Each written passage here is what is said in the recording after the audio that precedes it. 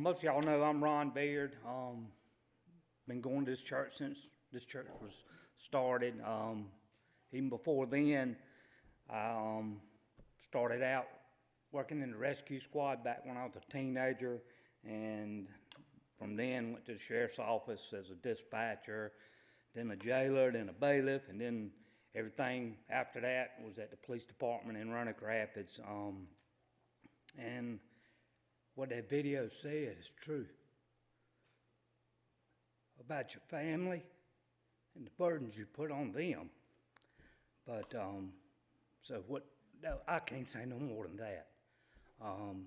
But I will read what I got wrote down anyway. So, a first responder is a person who specializes in training and is among the first to arrive and provide assistance at a scene of an emergency, such as an accident, a natural disaster, terrorism, or any other emergency. First responders typically include law enforcement, paramedics, emergency medical technicians, firefighters, and even telecommunicators. And I'd also add on there about the heroes. I want to tell you what a hero is. A hero is a selfless and genuinely good person, and someone who gets undivided attention of all of us and causes change. Someone willing to risk their own lives to save one another. First line is the telecommunicator. That's the person y'all call or people call when they have an emergency, and they're responsible for relaying that on to us, being the police officer, the fire department, or EMS, or whoever they need to. I guess everybody's got heroes. You know, everybody thinks of a fireman as a hero. The policemen, they're heroes in a lot of people's eyes. Paramedics, depending on the situation. I always wondered who the fireman had as a hero.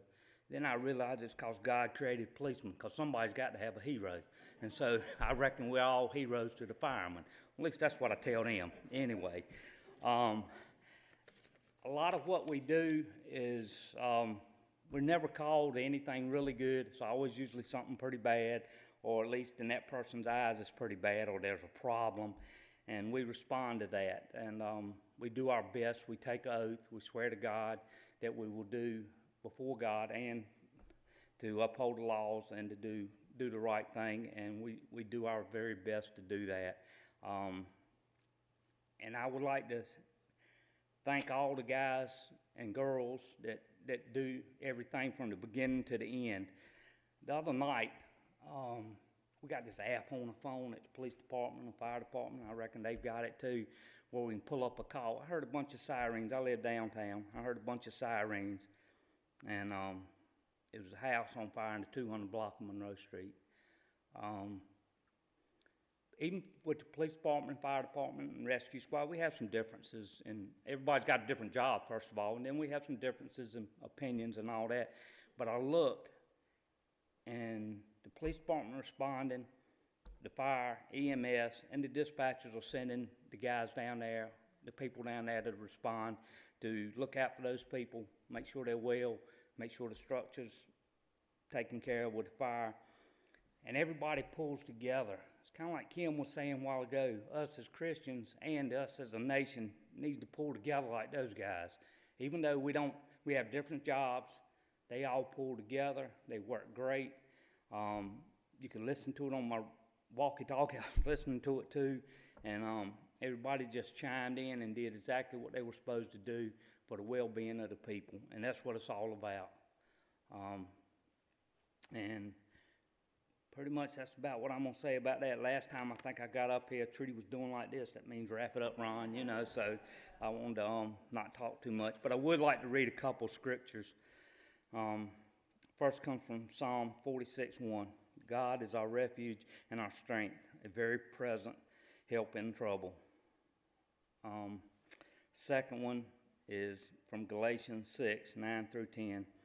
Let us not become weary in doing good, for the proper time we will reap a harvest if we do not give up.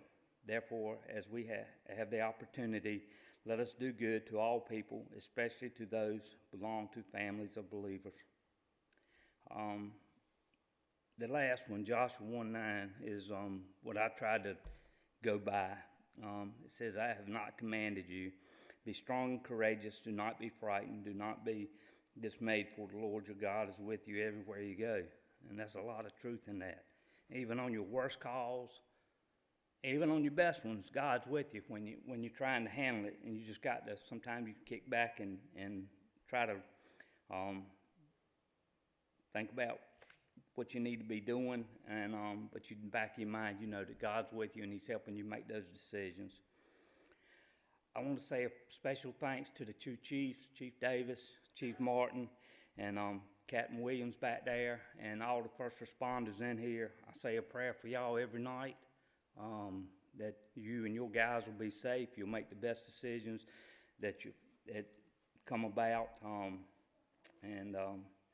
I know in the past several years, responders, for a lot of first responders have been leaving the field and going to other occupations because they don't feel like there's a lot of community support.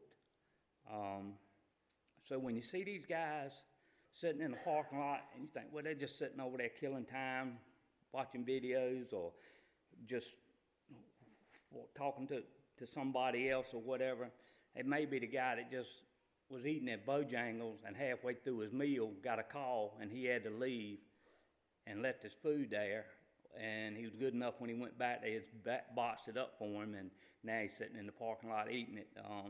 They may have just left a fire call and something bad has happened. The EMS the same way. The guys go to a lot of bad calls, and sometimes they just need to get by themselves and get away from everybody and take care of the paperwork, first of all, so Chief Martin don't get on them, so a lot of times things are not as they proceed. So just remember that. You see these guys, you need to thank them, and I do. I'll say a prayer for you and keep doing that. So, again, thank you for all the first responders, even the ones that were or are currently even volunteer or professional. If you're a first responder, I just want to tell you thank you from my heart for looking out for me and my family.